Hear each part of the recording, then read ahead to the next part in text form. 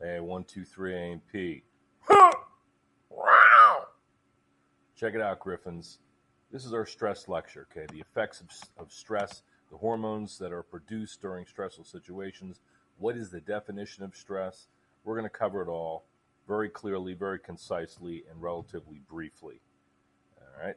Check out this dude here with his frazzled hair, his stinking eyeballs popping out of his head, his mouth wide open, his fingers into claws, got his finger flexors powered by the stinking median nerve. They're just clenched like eagle talons, like thinking go eagle talons.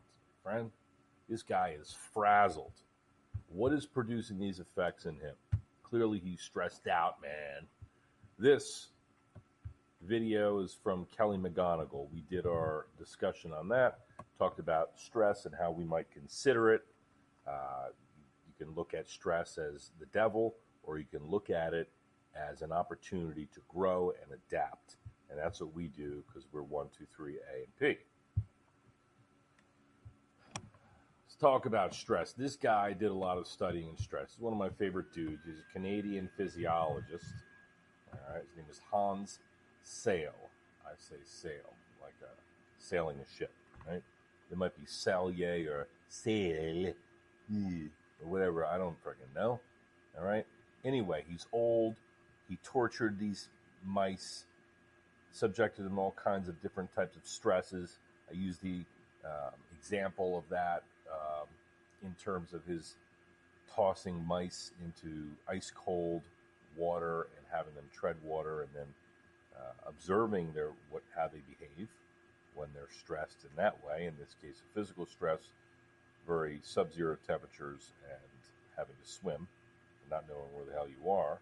And if you're a mouse, as you could bet, just like if you were human, you would be flipping out.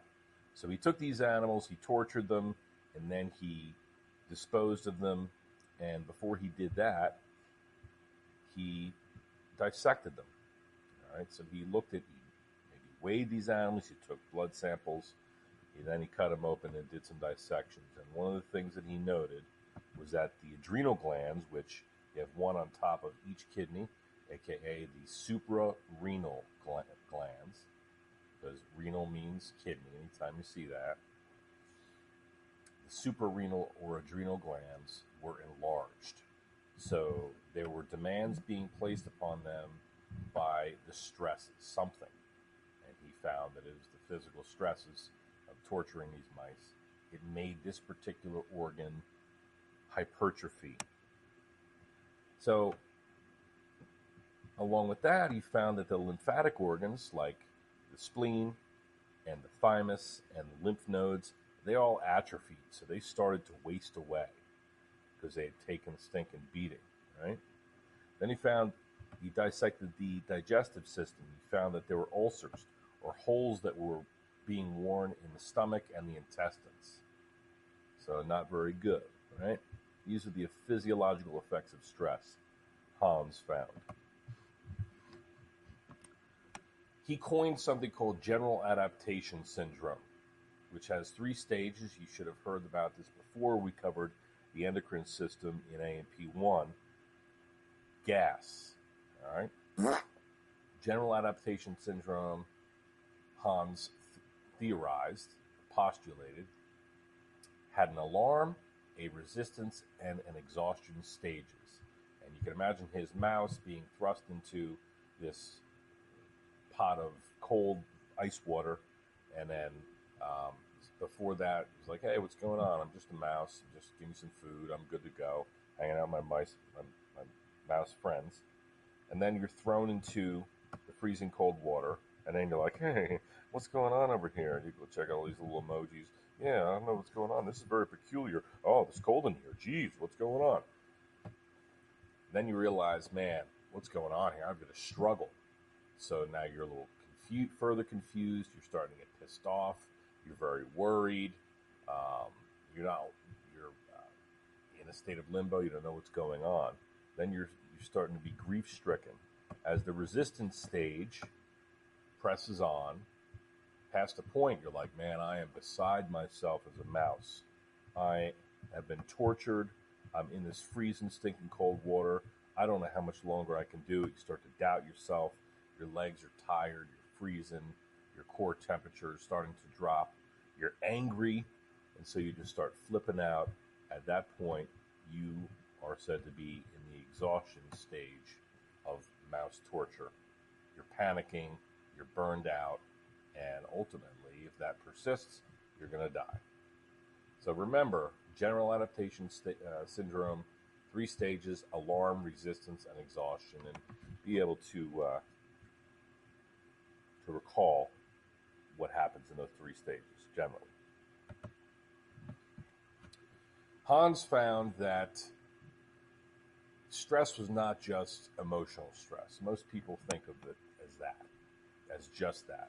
Like, I'm having a bad day. I'm really stressed out. Well, stress can come in various forms. So it can be physical, it can be chemical, it can be mental, emotional. And in any one of these modalities, the body is going to go through a cascade of changes, mediated by nerves and hormones, because we know that the neuroendocrine system is the composer of our grand symphony of A&P.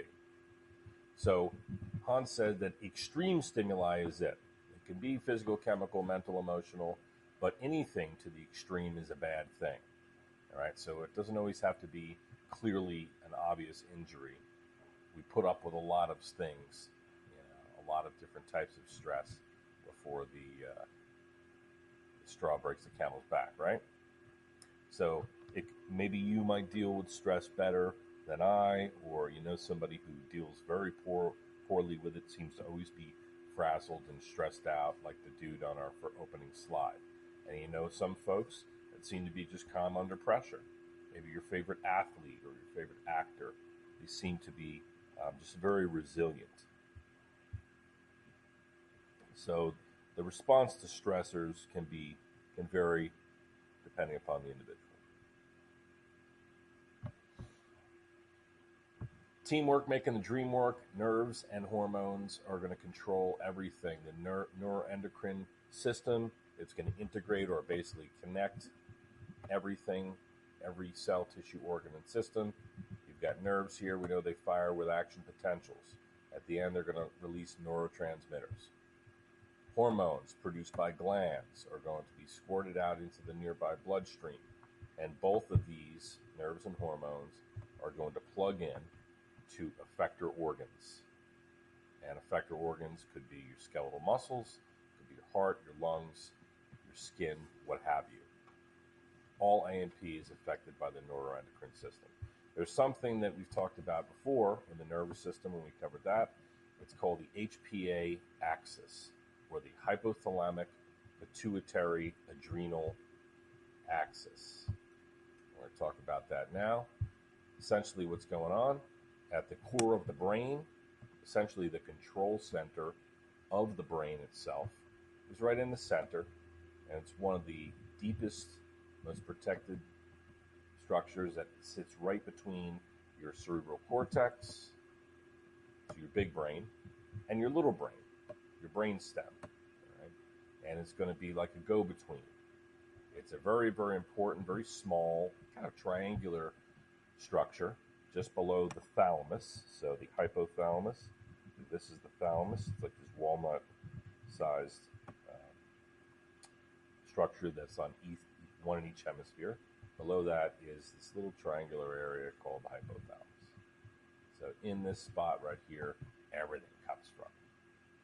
How well we're nourished. Our thirst centers are in there. Control centers for virtually everything, every process in the body are there, or at least it's a relay station that everything's got to go through before it can be sent or received by the brain, right? So here's our hypothalamus control center. It is going to drop down some communication into what's called the pituitary gland, which we know is the master gland, and it's got an anterior and posterior part, like 2 halves, right? And most of the hormones are in the anterior pituitary, hormones like thyroid stimulating hormone and growth hormone, they're all produced in the anterior pituitary. Follicle stimulating hormone, luteinizing hormone, all kinds of hormones, prolactin. In the posterior pituitary, we've got two hormones that are produced. So there's the anterior and here's the posterior. In the posterior pituitary, we've only got two hormones, and they are oxytocin and ADH, antidiuretic hormone. Kind of hard to draw with this. So oxytocin and ADH are produced by the posterior pituitary.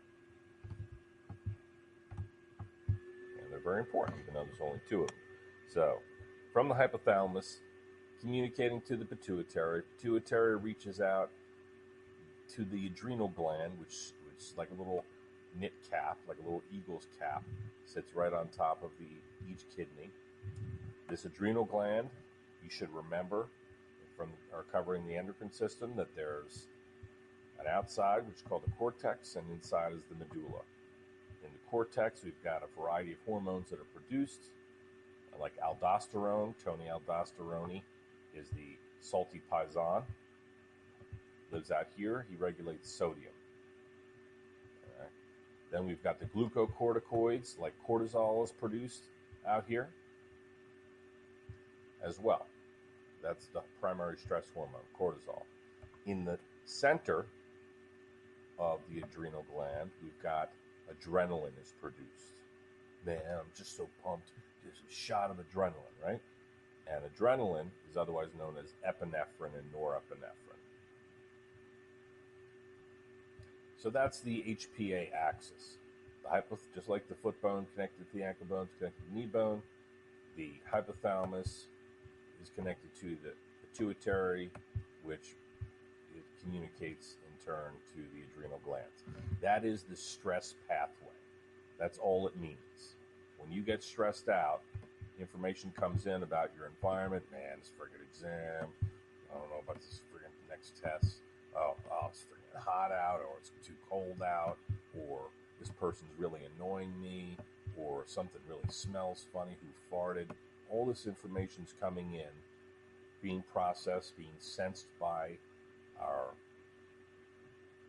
afferent information coming in, right? By our eyes, by our ears, by our five senses. It's all coming in. Man, I'm stressed out. It's going to be captured right in the center of the brain at the hypothalamus. Hypothalamus is going to say, hey, pituitary, what's going on, man? You need to get some hormones raging. We reach out to the adrenal gland, which is basically the primary organ of stress. It's a gland that has a lot of stinking hormones in it. And this little line diagram will tell you exactly what happens along that stress pathway. But from the hormones that are produced by the adrenals, they're going to secrete things like cortisol, things like epinephrine, things like aldosterone. And the hormones are going to essentially prepare us for action, right? And I'm going to explain how that happens right now. Oh, so modern stress. One of the things that we'll do in modern, let's say somebody's really, really stressed out. You think they're having these chronic panic attacks, they're depressed. Eventually, they'll get blood work. And from the results of that blood work, they might have an elevated corticotropin-releasing hormone. That's CRH. So corticotropin-releasing hormone is right in the hypothalamus. That basically means how much stress, that's how we can chemically test how much stress a patient is feeling by how much of this is circulating. So it's just essentially a blood work thing, a way that we can test it. Allostasis is our stress syndrome. Like, man, it's getting so bad. I've gone through that pathway reaction, alarm reaction, exhaustion, or alarm, general adaptation syndrome, alarm resistance, exhaustion. I've gone down that cascade of events. Now I've just got this syndrome, man. I'm chronically stressed out. My allostatic load is up. Not good. All right. So all the input coming into the brain, to the nervous system via our five senses. Hey, maybe our environment sucks. Maybe it's friggin' polluted. And how, oh man, I'm moving next week. I'm so stressed out. We're closing on our house. My boyfriend broke up with me. I had a really rough childhood. All that stuff is going to hit us from different angles. And it does, right? When that gets overwhelming, patient is said to be in the state of allostasis, which is a different state, which you'll never use in clinical practice ever in your life. Somebody's going to present to you with a panic attack. That's what's going to happen, right? So what happens with these specific hormones? We talked about the hypothalamus. It's going to release corticotropin releasing hormone. That's going to talk to the pituitary. Pituitary is going to reach out to the adrenal. The adrenal cortex is going to release a bunch of different hormones. It's going to release cortisol, which is going to get our blood sugar raging. It's going to break down proteins and fats and free up as much blood sugar as we possibly can that will be used as fuel by the body. Because we have to fight or flight. That takes energy, so we need cortisol to get that done. Cortisol is also going to have an anti-inflammatory effect. Right? So it's in chronically circulating cortisol elevated cortisol levels. We're actually going to suppress the inflammatory response. That is going to step on the immune system quite a bit, which explains why Hans, when he cut open these immune organs, found that they were atrophying or getting smaller, weaker. Right? Aldosterone, meanwhile, when that gets secreted by the anterior pituitary, it is going to increase our sodium absorption in the kidney. And where sodium goes, water always flows, because Tony Aldosterone is a salty, stinking paisan. So when we retain sodium, we retain water. When we retain water, our blood volume is going to increase. Our blood pressure is going to be sufficient to pump to all the areas of our body that need it. Because again, we need to fight or flight. Oh man, I'm stressed out. My blood pressure is probably really up. That's in part due to the action of aldosterone. Okay. There's another hormone that's going to be produced, which is ADH. ADH secretion by the posterior pituitary. That's also going to conserve water to keep our blood volume up. And in the middle, last but not least, adrenal hormones are going to be produced in the medulla of the adrenal gland. It's going to make epinephrine or adrenaline. And the effects of adrenaline are to increase your heart rate, increase your blood pressure, and also get the glucose concentration up. And think about when you're stressed, when you got to fight or flight. You need all these things. You need fuel, you need blood pressure elevated, and you need to get your heart rate up. So that's essentially how these stress hormones work. Now, of course, there are consequences to our stress hormones being elevated. If they're elevated for a short period of time, and we can deal with an insult, we can deal with the situation in short-term quantities, they are a blessing. But when they're released chronically, they are a curse. You're friggin' wigging out, man. Your eyes are crushed, and you're going crazy. Then you're pissed off, and then you're sick. So this is what happens, reading from left to right, emoji time. 1, 2, 3, and 4. That's the sequence of events you're going to see students with, part of student syndrome. Right? You're trying to deal, you get overwhelmed, you take on too much, you get behind, and then you get sick and you cough and sneeze and fart and all that stuff in class. Chronic stress, allostasis. We're going to break down each of these hormones one more time, all right? It's very specifically. So within the hypothalamus, corticotropin-releasing hormone is going to be produced in response to chemical stresses, emotional stresses, physical stresses, shitty sleep.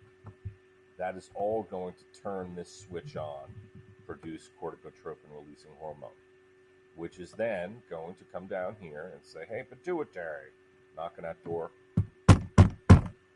Hey, pituitary, you better get that stinking, better get those wheels turning down there, produce some hormones to deal with this problem. You deal with it. So the pituitary is going to say, all right, adrenal gland, you're in charge. I'm delegating to you. Get this problem solved. I'm counting on you now. So then the pituitary or the adrenal gland is going to secrete cortisol, epinephrine, aldosterone, and ADH.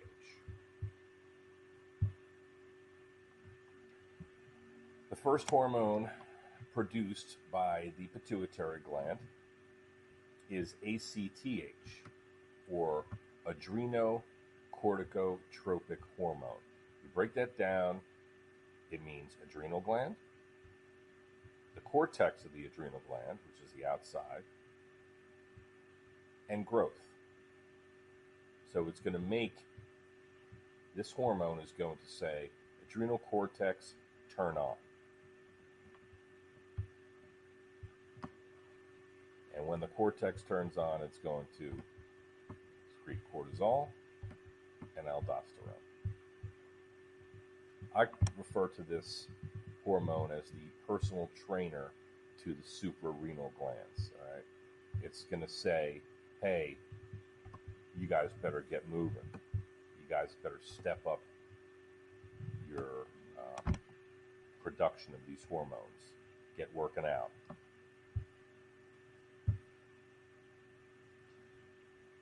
ADH is a hormone produced by the stress response. We mentioned a couple times now, posterior pituitary produces ADH and oxytocin.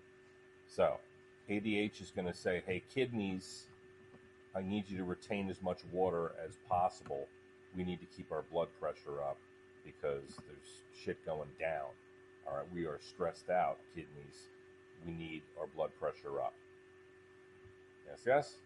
So as a result, we've got increased blood volume circulating, we've got increased blood pressure. It can also produce vasoconstriction in our vasculature, our circulatory system.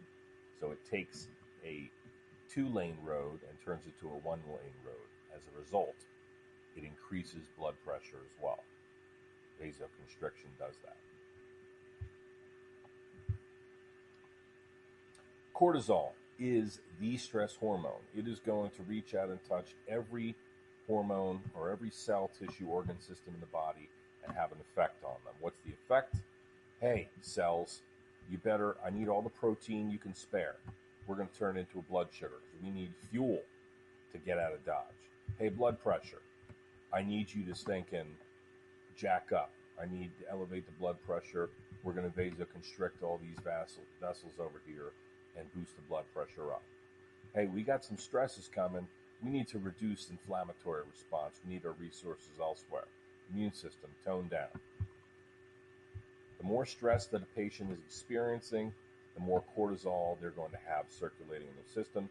You can test that by testing their blood serum cortisol levels. For chronic stressful situations, you'll want to know the levels. Nice slide breaking down the specific functions of cortisol in the stress response.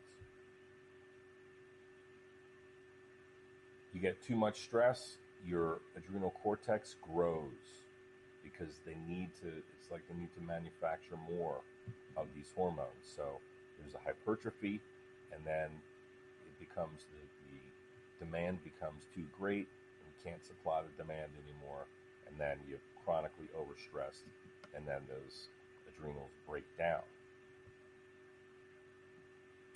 What are catecholamines? They are active in the fight or flight response. So that surge of adrenaline, we're talking about the center of the adrenal glands or the medulla.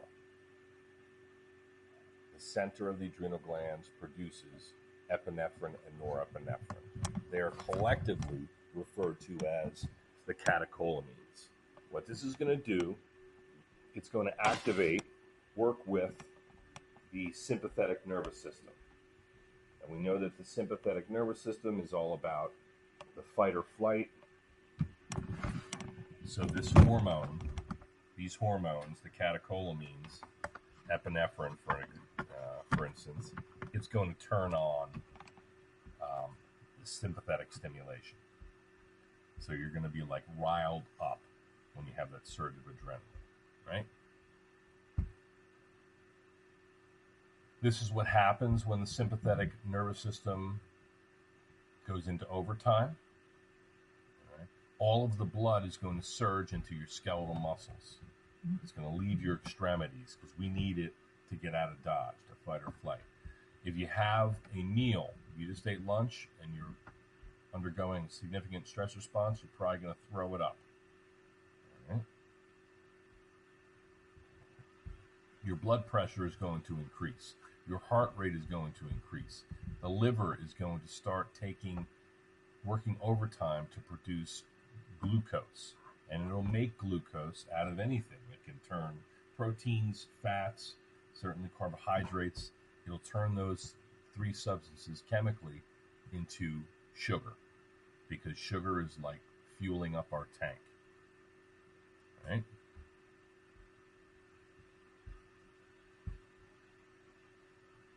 Neuropeptide Y is produced by the hypothalamus. This is a big hot commodity right now in terms of diet and exercise industry, because they found that this particular hormone plays a role in our being full, our feeling of what's called satiety. When you feel satiated, you feel like you've had enough to eat.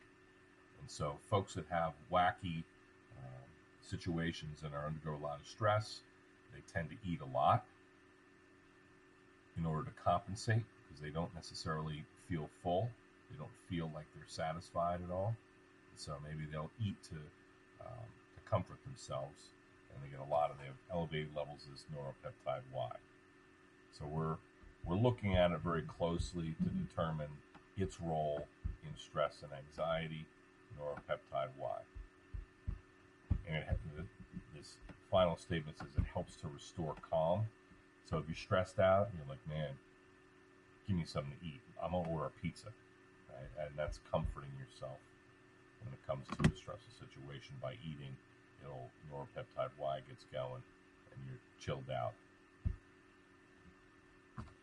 We can detect stress. We can monitor people who present to our clinic, our ER, our place of health care, essentially, by hooking them up to various machines and determining what's their heart rate, what's their blood pressure, what's their body temperature, because one of the byproducts of stress is hyperthermia. So the patient is sweating, i.e. they're diaphoretic. What are their levels of corticosteroids? I mean, we can do this stuff very low tech.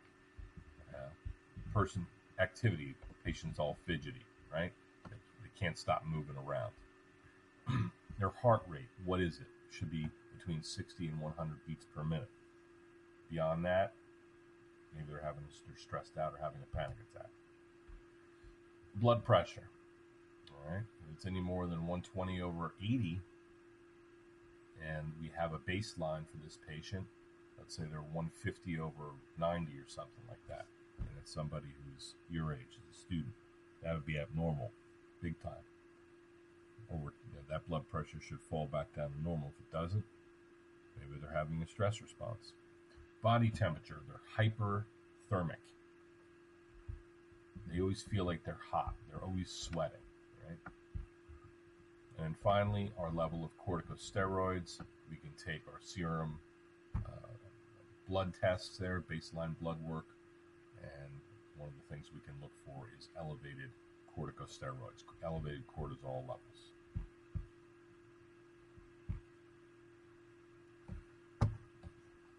The neuroendocrine system's always trying to right the ship. All right, you're stressed out. It's the body's effort to find homeostasis because we need to deal with this problem.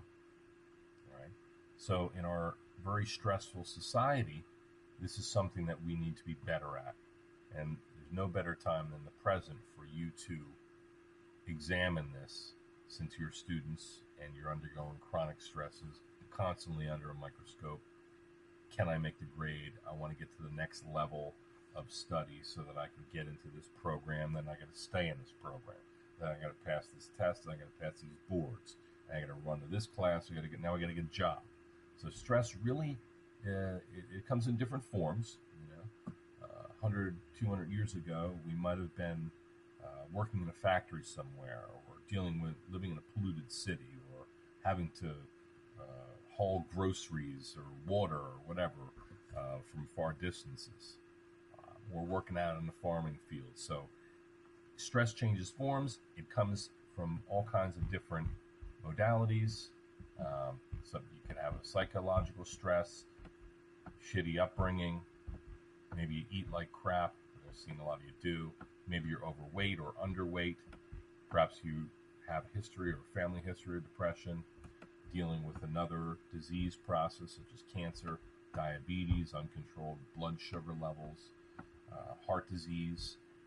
All of these elements can be perpetuated and cause, essentially, chronic state of inflammation in the body. All right. Now, this is a delicate balance, homeostasis, again, because we want to be able to use our immune system is that inflammation, right? The white blood cells, the Pac-Man and Mrs. Pac-Man circulating around, those chemicals like cytokines and the complement system.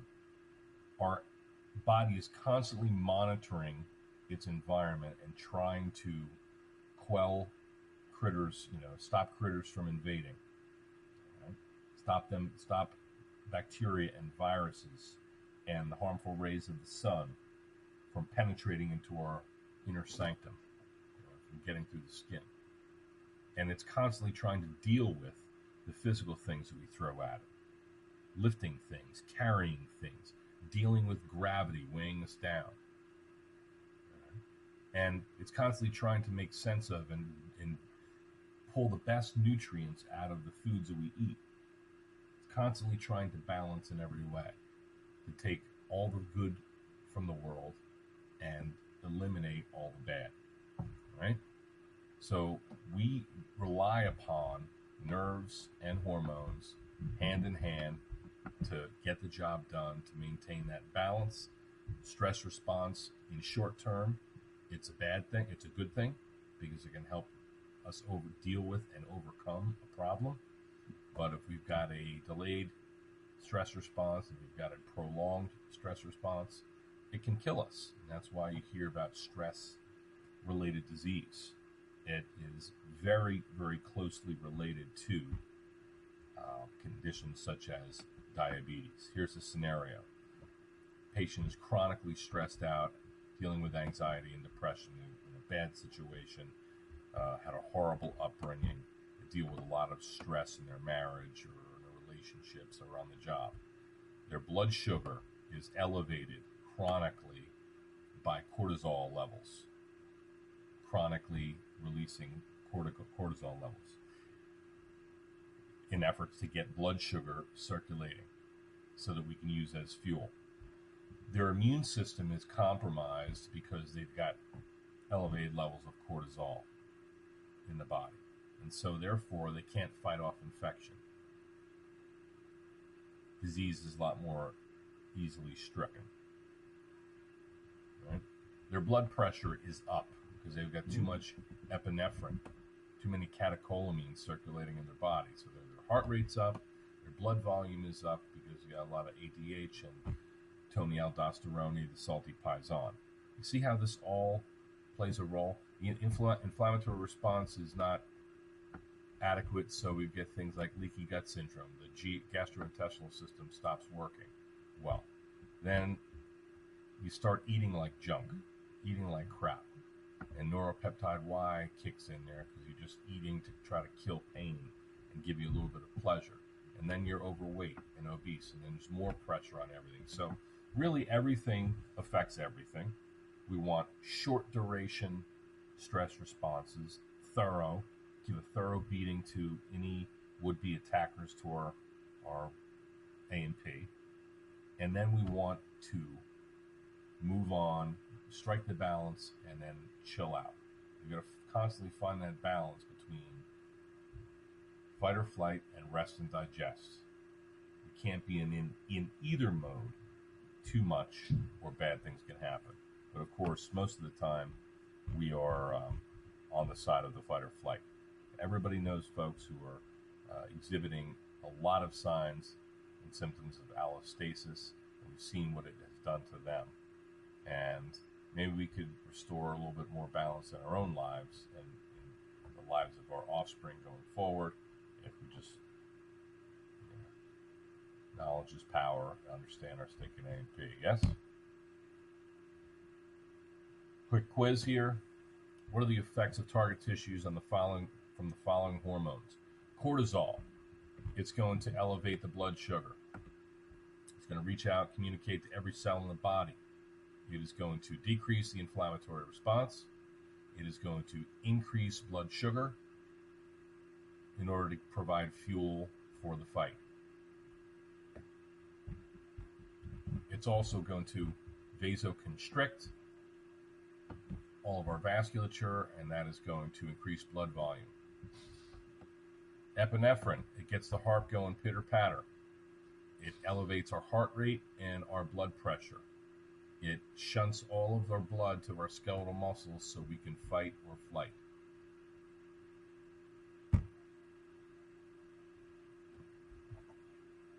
Boom. Think about what stress means to you. How do we balance it out? How do we maintain our homeostasis, kick ass and take names? How do we never make it to the exhaustion stage of Hans's general adaptation syndrome? Correct? Awesome.